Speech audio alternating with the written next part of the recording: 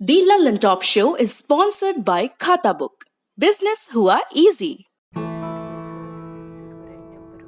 भगवान इनकी मन्नतें सुनते रहे क्योंकि छेड़ा जी की मिनी मार्ट चलती रही। लॉकडाउन में जिंदगी चली क्योंकि लोकल दुकानें चली। खाता बुक की ओर से इन सभी लोकल दुकानदारों को दिल से सलाम।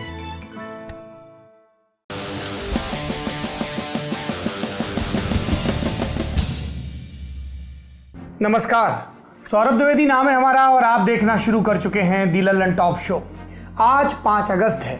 जम्मू कश्मीर में अनुच्छेद 370 को निष्प्रभावी करने को 1 बरस हो गया और बीते दिन के शो में हमने इसके बारे में विस्तार से बताया। आज 5 अगस्त है और आज ही के दिन अयोध्या में प्रधानमंत्री नरेंद्र मोदी ने राम मंदिर का भूमि पूजन किया। उत्तर प्रदेश के मुख्यमंत्री योगी आदित्यनाथ, आरएसएस के मुखिया मोहन भागवत समेत हिंदू संगठनों के और भी कई नेता इस अवसर पर मौजूद थे।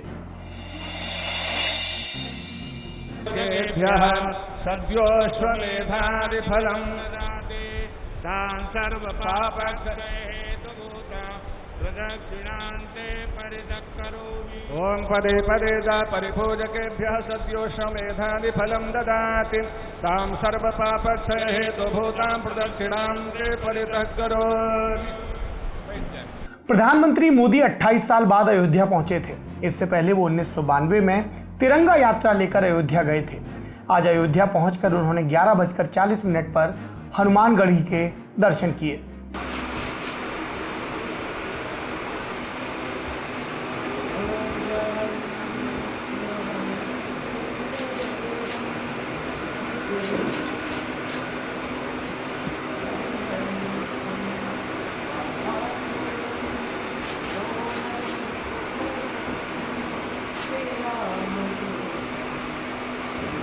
इसके बाद प्रधानमंत्री मोदी ने रामलला को प्रणाम किया, साष्टांग प्रणाम, और 12:10 पर शुरू हुआ भूमि पूजन जो करीब 40 मिनट चला।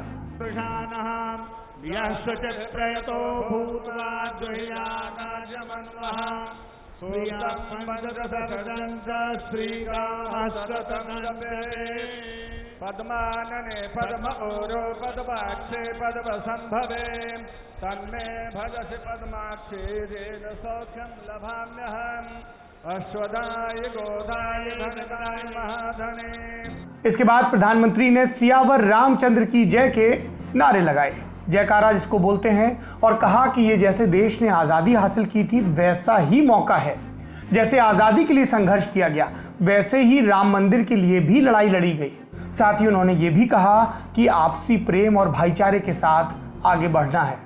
हमें ध्यान रखना है, जब जब मानवता ने राम को माना है विकास हुआ है, जब जब हम भटके हैं विनाश के रास्ते खुले हैं। हमें सभी की भावनाओं का ध्यान रखना है। हमें सबके साथ से, सबके विश्वास से सबका विकास करना है। अपने परिश्रम, अपनी संकल्प शक्ति से एक आत्मविश्वासी और आत्मनिर्भर भारत का निर्माण करना है। प्रधानमंत्री मोदी ने राम की नीति और आदर्शों की जब बात की तो ये भी गिनवा दिया कि भय बिनु होत न प्रीति, राम की ही ये नीति है। उन्होंने कहा कि राम परिवर्तन के पक्षकार थे, आधुनिकता के पक्षकार थे। उनके आदर्शों से बहुत कुछ सीखा जा सकता है। और भाइयों बहनों, ये भी श्री राम की नीति है, और वो क्या है? भय बिनु होई न प्रीति। इसलिए हमारा देश जितना ताकतवर होगा उतनी ही प्रीति और शांति भी बनी रहेगी। राम की यही नीति, राम की यही रीति सदियों से भारत का मार्गदर्शन करती रही है। राष्ट्रपिता महात्मा गांधी ने इन्हीं सूत्रों, इन्हीं मंत्रों के आलोक में राम राज्य का सपना देखा था। राम का जीवन, उनका चरित्र ही गांधी जी के राम राज्य का रास्ता है। प्रधानमंत्री मोदी ने कोरोना काल में मास्क पहनने को भी प्रभु राम की मर्यादा से जोड़ दिया। वैसे कोरोना राम मंदिर के इस भूमि पूजन में एक और वजह से चर्चा में था। 80 के दशक में मंदिर आंदोलन की अगुवाई करने वाले लालकृष्ण आडवाणी को भूमि पूजन के लिए न्योता गया या नहीं, इस पर खूब अटकलें थी।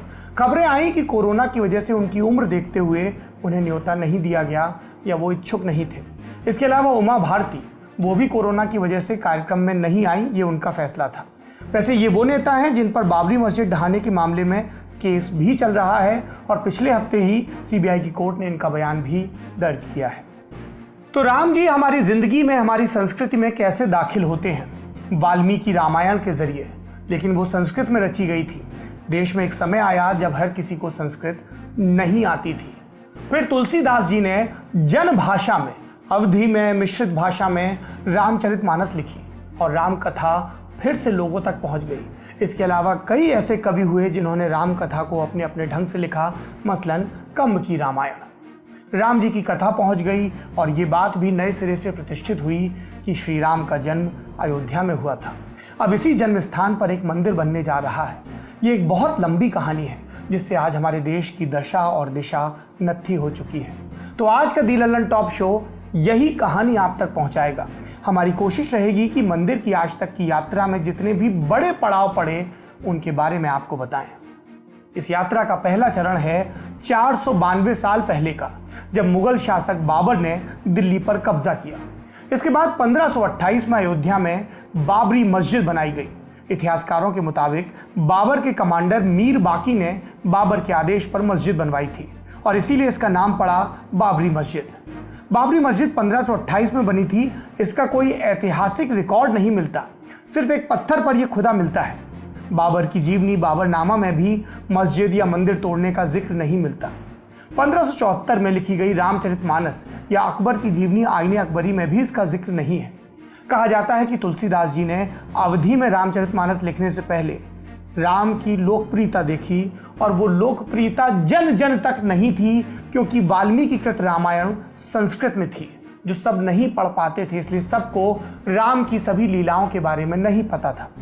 और तुलसीदास जी जब इसे संस्कृत से जनभाषा में लेकर आए तो उस समय के पोंगा पंडितों ने उनका विरोध भी किया, उन पर हमले भी हुए। उन्होंने क्रोध में यह भी कह दिया कि मांग के खाइबो मसीत में सोइबो, कि मस्जिद में सोने को भी तैयार हूं, लेकिन ये यात्रा, ये राम के चरित्र का जो गुणगान है वो चलता रहेगा।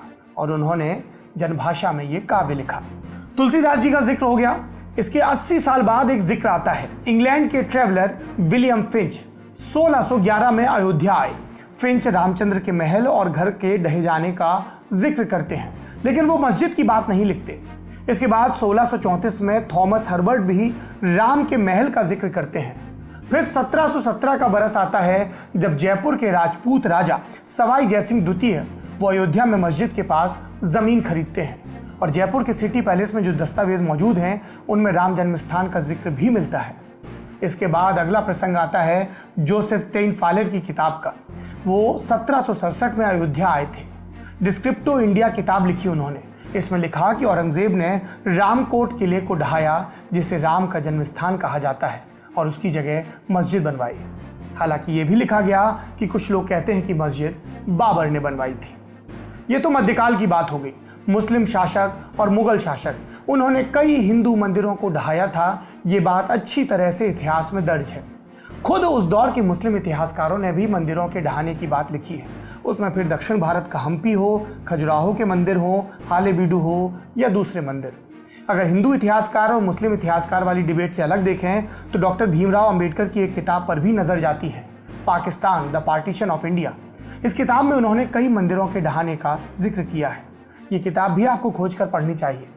कश्मीर का एक शासक, वो तो मंदिर तोड़ने के लिए इतना कुख्यात था कि उसका नाम ही पड़ गया था सिकंदर बुत शिकन। बुत यानी मूर्ति और शिकन मतलब तोड़ना। हम वापस लौटते हैं बाबरी मस्जिद प्रसंग पर। 1838 में सर्वे करने वाले ब्रिटिश मॉन्टगोमरी मार्टिन ने लिखा कि मस्जिद के पिलर्स मंदिर से लिए गए थे। हालांकि कई इतिहासकार इस तथ्य को नैरेटिव सेट करने वाला दावा मानते हैं। अब आते हैं इस आंदोलन के दूसरे चरण पर। 1857 का साल किताबों में आज़ादी की पहली लड़ाई के नाम से दर्ज है। आज़ादी की पहली लड़ाई के आसपास ही अयोध्या में भी राम मंदिर को लेकर पहला हिंसक झगड़ा हुआ। 1857 में हनुमानगढ़ी के महंत ने मस्जिद के आंगन के पूर्वी हिस्से पर एक चबूतरा बनाया, जिसे राम चबूतरा कहा गया। इसी जगह को राम की जन्मभूमि कहा गया।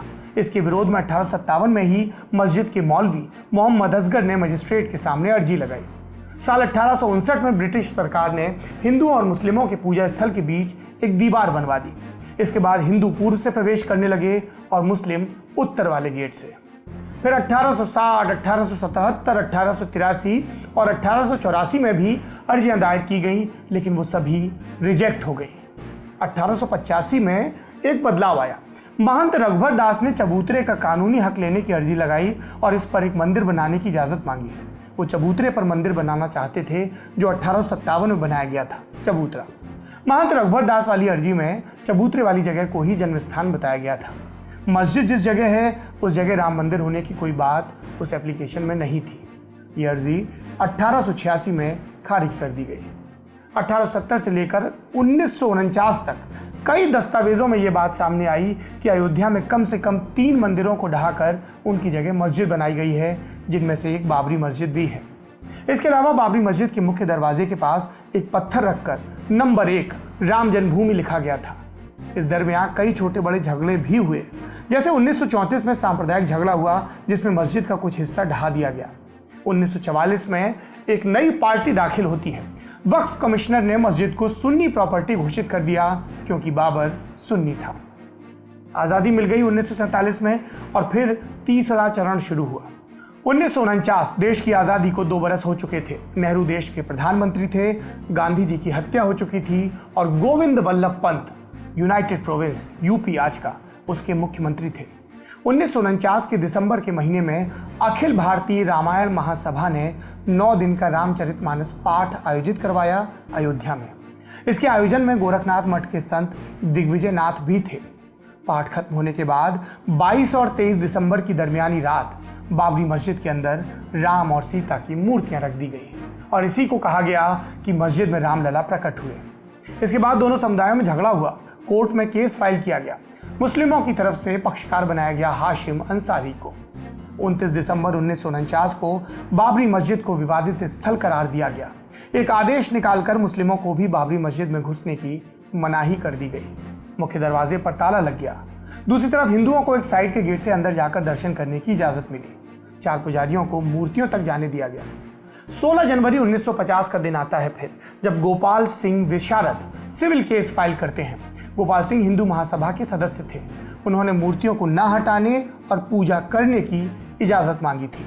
1959 में निर्मोही अखाड़ा भी एक पक्षकार बनकर सामने आता है, पूरी जमीन का हक मांगता है और केस फाइल करता है। यह था दूसरा चरण। तीसरा चरण शुरू होता है 1980 के दशक में।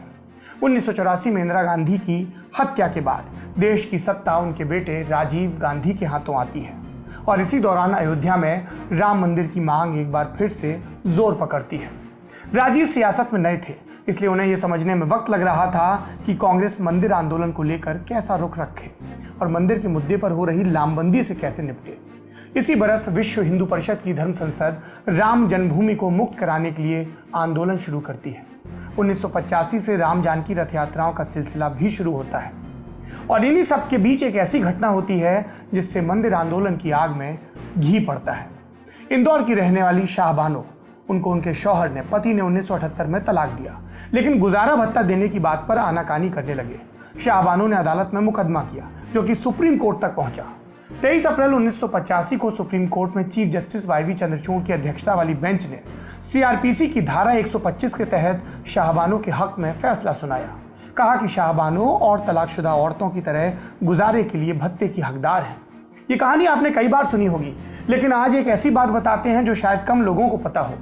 धारा 125 के तहत मुस्लिम महिलाओं के हक में 1-2 फैसले पहले भी आ चुके थे। साल 1979 में बाई ताहिराब बनाम अली हुसैन फिसाली का मामला हो या 1980 में फुजलम्बी बनाम के खादर अली का मामला, ये दोनों फैसले चीफ जस्टिस कृष्ण अय्यर ने दिए थे। इन दोनों फैसलों का जिक्र राधा कुमार की किताब स्त्री संघर्ष का इतिहास में मिलता है। फैसलों का जिक्र लेकिन हंगामा हुआ शाहबानो वाले मामले में, क्योंकि कोर्ट ने धर्म के नाम पर औरतों के साथ किए जाने वाले अत्याचारों पर कठोर टिप्पणी करते हुए सरकार को समान नागरिक संहिता बनाने का सुझाव दिया। मुस्लिम उलेमाओं को लगा कि सुप्रीम कोर्ट का फैसला उनके धर्म पर हमला है। एक के बाद एक फतवे आने लगे कि यह फैसला इस्लाम की शिक्षाओं के खिलाफ है। राजीव गांधी इस दबाव के आगे झुक गए और उन्होंने 25 फरवरी 1986 को मुस्लिम महिला तलाक पर अधिकार संरक्षण विधेयक प्रस्तुत कर दिया। विधेयक के तहत तलाकशुदा औरतों को धारा 125 से बाहर कर दिया गया। राजीव गांधी जानते थे कि उन्हें इस कदम को बैलेंस करना पड़ेगा। टिप्पणीकार बताते हैं कि अरुण नेहरू के साथ मिलकर उन्होंने यूपी के तत्कालीन मुख्यमंत्री वीर बहादुर सिंह पर बाबरी मस्जिद का ताला खुलवाने का दबाव डाला। तो शाहबानो वाला फैसला पलटने के कुछ ही हफ्तों के भीतर फैजाबाद की एक अदालत ने ताला खोलकर मस्जिद में पूजा अर्चना की इजाजत दे दी। इससे पहले क्या पूजा नहीं होती थी? होती थी। कोर्ट द्वारा नियुक्त एक पुजारी द्वारा साल में एक बार पूजा होती थी, लेकिन ताला खुलने के बाद अब कोई भी अयोध्या जाकर पूजा कर सकता था। हालांकि इससे एक असहज पैदा करने वाली स्थिति हो गई कई राजनीतिक व्यक्तियों के लिए। क्या स्थिति? बाबरी मस्जिद पर विवाद था, वहां न नमाज होती थी न उस परिसर में पूजा, लेकिन ताला खुलने के बाद पूजा होने लगी, नमाज नहीं पढ़ी जा रही थी और इसका सीधा फायदा मिला विश्व हिंदू परिषद को। मामला अदालतों में था, लेकिन परिषद अब अदालत से बाहर इसको आंदोलन में तब्दील करने में लगी हुई थी, एक भावनात्मक मुद्दा बनाने में लगी हुई थी। मांग उठाई गई कि रामलला को आजाद किया जाए। ताले खुलने के जवाब में फिर दूसरे पक्ष ने बाबरी मस्जिद एक्शन कमेटी बना ली और वो अपनी मांगे करने लगे। ताला खुलने के बाद बारी थी देश भर में रामशिलाओं की पूजा और उन्हें अयोध्या ले जाने की। राजीव गांधी पर फिर भूमि पूजन के लिए, उसकी इजाजत के लिए दबाव बनने लगा। वो पसोपेश में थे, लेकिन एक बार फिर से उन्होंने बहुसंख्यक का ये जो आंदोलन बनता जा रहा था, या कहें कि अपने हिंदू वोट बैंक को बचाने के लिए एक फैसला किया। उन्होंने बूटा सिंह को भेजा देवराहा बाबा के पास। बूटा सिंह जिस बाबा के पास गए थे, जिन बाबा के पास गए थे, वो आराध्य थे इंदिरा गांधी के भी और राजीव गांधी के भी। देवराहा बाबा ने राजीव गांधी से कहा, बच्चा हो जाने दो, मतलब शिलान्यास हो जाने दो।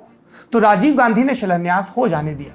ये किस्सा खुद यूपी के बाद में जो मुख्यमंत्री बने एनडी तिवारी, उनके हवाले से सामने आया। वीर बहादुर के बाद एनडी तिवारी की बारी आई थी।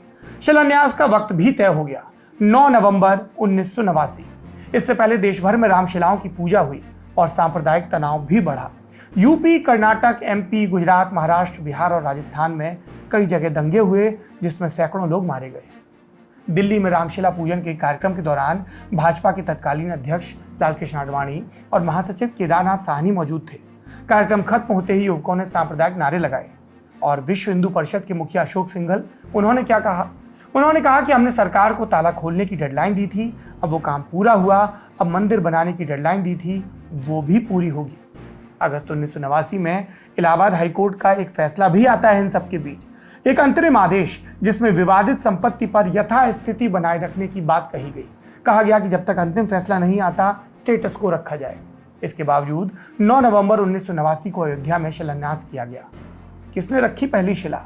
कामेश्वर चौपाल ने, जो मंदिर निर्माण से जुड़े ट्रस्ट के सदस्य भी हैं। कामेश्वर चौपाल बिहार के दलित समुदाय से आते हैं और विहिप की कोशिश थी ये संदेश देने की कि जैसे राम समरसता के प्रतीक हैं, वैसे ही ये आंदोलन और ये पूरा कार्यक्रम भी, कोई भी भेदभाव नहीं मंदिर में।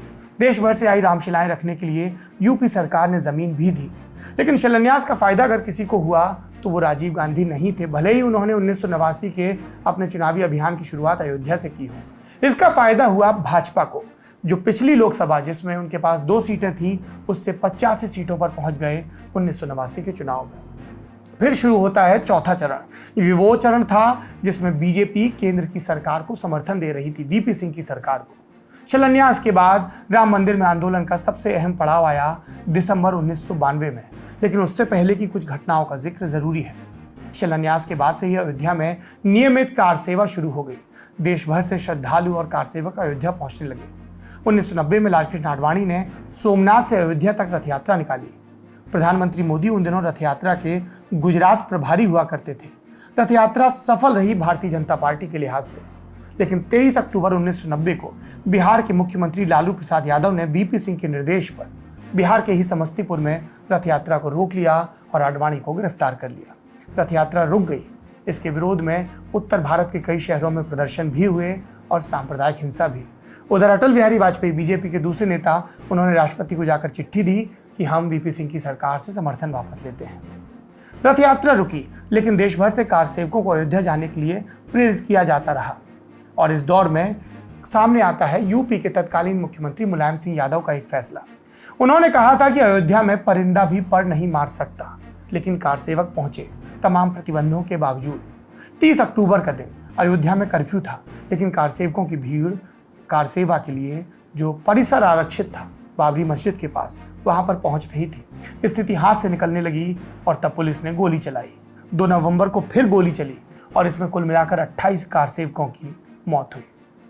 इन मृत्युओं ने अयोध्या में राम मंदिर को लेकर भावनाओं को और भड़का दिया। इसके बाद आता है 1992 का दिसंबर। देश भर से अयोध्या में कार सेवक जुटे। 5 दिसंबर को अशोक सिंघल, जो कि विश्व हिंदू परिषद के महासचिव थे, उनका बयान आया, क्या हमारा कोर्ट से कोई मतलब नहीं, आप कोर्ट की बात बीच में क्यों ला रहे हैं, कोर्ट का जो निर्णय आने वाला है हम उससे अब प्रभावित हैं। इसी दिन कार सेवकों ने मस्जिद ढहाने की रिहर्सल भी की, ये सामने बात आई। अगले दिन जब कार सेवक मस्जिद की ओर बढ़े तो यूपी की कल्याण सिंह सरकार ने 1990 में जो मुलायम सिंह ने किया था उस पुनरावृत्ति को रोकने का फैसला किया, बल प्रयोग नहीं किया और देखते देखते भीड़ ने मस्जिद गिरा दी। इस दौरान भाजपा और विश्व हिंदू परिषद के कई नेता पास में ही मंच पर मौजूद थे और वो कार सेवकों से संयम बरतने की अपील कर रहे थे। इनमें से कई नेताओं पर बाबरी मस्जिद ढहाने के लिए आपराधिक साजिश का मुकदमा भी चल रहा है, जो अभी लंबित है। 7 दिसंबर 1992 को प्रधानमंत्री नरसिम्हा राव ने संसद में बयान दिया कि मस्जिद को गिराना बर्बर कार्य था और सरकार इसका पुनर्निर्माण करवाएगी। इसके बाद देश भर में अलग अलग हिस्सों में सांप्रदायिक हिंसा हुई। मुंबई में 1993 में सीरियल बम ब्लास्ट हुए। अपराधियों ने तर्क दिया कि हम दंगों का बदला लेना चाहते थे। इन्हीं अपराधियों में से एक याकूब मेनन को फांसी हुई और जो मेन अपराधी है जिसको फांसी होनी है, दाऊद, वो देश से भागा हुआ है। ये फांसी होनी है, कोर्ट तय करेगा। मैंने आपको जनभावना बताई क्योंकि वो देश का सबसे बड़ा आतंकवादी है। 5वें चरण की तरफ बढ़ते हैं। बाबरी मस्जिद गिर जाने के बाद सारा ध्यान अदालत की कार्रवाई पर चला गया, क्योंकि अंतिम फैसला वहीं से होना था। अटल बिहारी वाजपेयी प्रधानमंत्री बने। बीजेपी की कोर पोल प्रॉमिस थी राम जन्मभूमि का मंदिर, लेकिन एनडीए के घटक दलों ने जो न्यूनतम साझा कार्यक्रम तय किया उसमें वाजपेयी मंदिर को शामिल नहीं करवा पाए, तो अदालत के फैसले का इंतजार होने लगा। 30 सितंबर 2010 को इलाहाबाद के हाई कोर्ट ने अपने फैसले में 2.77 एकड़ की विवादित भूमि पर फैसला सुनाया। क्या फैसला बताया? कोर्ट ने 1/3 हिस्सा सुन्नी वक्फ बोर्ड को दिया, 1/3 हिस्सा निर्मोही अखाड़े को और 1/3 हिस्सा रामलला विराजमान को। संदेश ये कि अयोध्या सबकी। लेकिन तीनों ही पक्षों ने इस फैसले को नहीं माना और सुप्रीम कोर्ट में अपील कर दी। सुप्रीम कोर्ट ने एक लंबी सुनवाई के बाद 9 नवंबर 2019 को इस मामले में फैसला सुनाया। 5 जजों की बेंच, जिसकी अध्यक्षता कर रहे थे खुद चीफ जस्टिस ऑफ इंडिया उस समय के रंजन गोगोई। ये संवैधानिक पीठ नहीं थी। मामले के महत्व को देखते हुए इसमें 5 जज शामिल किए गए थे। फैसला सर्वसम्मति से हुआ। फैसले पर किसी जज का नाम नहीं था। फैसले में 2010 के यूपी हाई कोर्ट के फैसले को बरकरार नहीं रखा गया। जो 2.77 एकड़ की जमीन विवाद के केंद्र में थी, वो पूरी की पूरी रामलला विराजमान को दी गई। सरकार को आदेश दिया गया कि इस जमीन पर राम मंदिर के निर्माण के लिए एक ट्रस्ट बने। सुन्नी वक्फ बोर्ड को अयोध्या में ही किसी और जगह पर 5 एकड़ जमीन देने का भी आदेश हुआ। इस तरह सुप्रीम कोर्ट के आदेश के बाद अयोध्या में राम मंदिर बनने का रास्ता प्रशस्त हुआ। इतिहास में हमेशा बहुत सी ऐसी चीजें होती हैं जो पीड़ा देती हैं। यादें ज़हन से मिटती नहीं, तब हमें शक्ति मिलती है राम के जीवन से। तब हम सीखते हैं कि खुद से आगे किसी और को रखकर सोचना क्या होता है सत्य और न्याय के लिए अपनी सबसे प्यारी चीज को दांव पर लगाना। ऐसे राम के जीवन से हम बहुत कुछ सीख सकते हैं। राम भारत की संस्कृति का हिस्सा है, भारत की मर्यादा के रक्षक हैं। मर्यादा, ये शब्द राम के नाम के साथ जोड़ा जाता है। उन्हें मर्यादा पुरुषोत्तम कहा जाता है। आज के समाज में मर्यादा की बहुत आवश्यकता है। राम के नाम के साथ करुणा शब्द जोड़ा जाता है। आज के समाज को करुणा की जरूरत है। राम के नाम के साथ समरसता जोड़ा जाता है। आज के समाज को समरसता की बहुत जरूरत है। आप राम के चरित्र को देखिए, उनके जीवन को देखिए। जो वंचित था, जो पीड़ित था, जिसके साथ अत्याचार हुआ था, हर उस व्यक्ति के साथ राम खड़े थे। आज के ललन टॉप शो में इतना ही। चलते चलते आपको सुनाते हैं ये भजन। सुनिए, गुनिए। अपना और अपनों का ख्याल रखिए। शुभ रात्रि। साधु राम अनुपम बा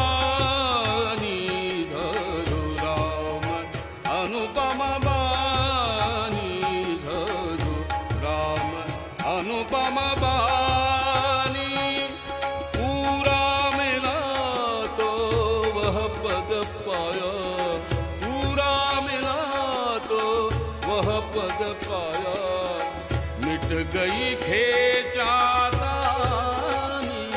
रघुराम, अनुपम बानी रघुराम, अनुपम बानी रघुराम, अनुपम बानी, पूरा मिला तो वह पद पाया, पूरा मिला तो वह पद पाया, मिट गई खेचातानी